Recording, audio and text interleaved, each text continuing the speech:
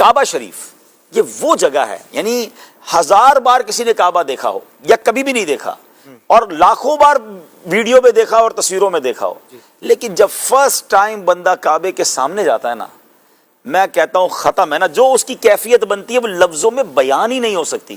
بندہ اتنا سا ہو جاتا ہے، اس کو لگتا ہے کہ میں کہاں آ گیا ہوں، میں واقعی کعبے کے سامنے ہوں، میں رحمان کے گھر کے سامنے ہوں، میں کریم کے گھر کے سامنے ہوں، اور پھر آنکھوں سے خود بخود آنسو بہتے ہیں۔ اور علماء نے ایک بڑی پیاری بات بھی فرمائی کہ جو یہ ہے نا کہ کعبے پر پہلی نگاہ پڑتے ہی دعا قبول ہوتی ہے، فرمایا اس کی ایک وجہ یہ ہے کہ کعبے کو دیکھ کر تمہارے دل پر جو کیفیت طاری ہوتی ہے نا، ایکچوئل وہ کیفیت کی وجہ سے دعا قبول ہوتی ہے۔ یہ کیفیت وطن میں طاری ہو جائے تب بھی دعا قبول ہو جائے گی۔ تو کعبے کو دیکھ کر واقعی، یعنی ناظرین آپ کو شاید میں الفاظ میں نہیں بیان کر پاؤں گا، جو گئے وہ میری بات کو ایکسپٹ کریں گے، اسپیچ لیس۔ کعبے پر پڑی جب پہلی نظر، واقعی کیا چیز ہے دنیا بھول گیا، انبلیویبل۔ یقین کریں ایسا دل کے قریب یہ شعر ہے۔ صرف الفاظ نہیں مانگتے، کبھی اشک مانگتے ہیں، کبھی دل مانگتا ہے، کبھی کیفیت مانگتی ہے۔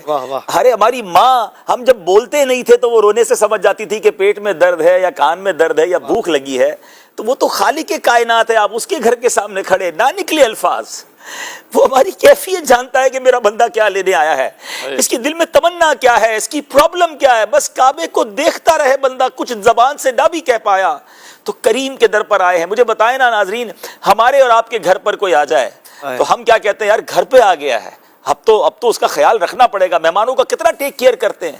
تو جو کریم کے در پہنچ جائے اور پھر دکھی دل کے ساتھ پہنچے، تمنا لے کر پہنچے، تو نہیں آئے گا خالی۔ اس یقین سے جانا ہے مکہ پاک میں کہ اب اللہ کے گھر پہ جا رہا ہوں اور کریم کے در سے لے کر آؤں گا۔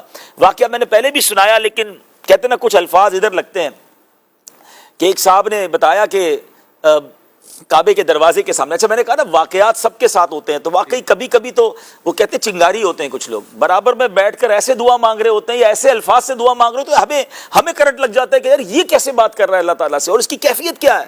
تو یہ ہمیں نہیں پتا ہوتا کہ آس پاس کون کس کیفیت میں اور کس مقام والا آیا ہوا ہے۔ تو ایک صاحب بتاتے ہیں کہ کعبہ شریف کے بالکل دروازے کے سامنے ایک بلوچ سردار تھا، اور وہ بلوچ سردار کیا کہتے ہیں، بلوچیوں کی اپنی ایک روایات ہیں، تو اس نے ایک جملہ کہا، کہتا یا اللہ ہمارے دروازے پر اگر کوئی دشمن بھی آ جائے نا تو ہم اس کو معاف کر دیتے ہیں۔ اے اللہ میں تیرا دشمن نہیں ہوں مگر تیرے دروازے پر آ گیا ہوں، گناہ گار ہوں مگر دشمن نہیں ہوں۔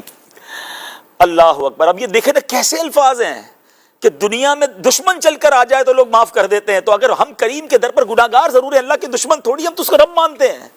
تو کعبے پر جانا تو خوب آنسو بہانا، کعبے پر جانا تو خوب دعائیں کرنا، اور یہ سوچ کر جانا کہ اب بخشوا کر بھی آنا ہے اور اب گناہ نہیں کرنے، اس کریم کی اب نافرمانی نہیں کرنی۔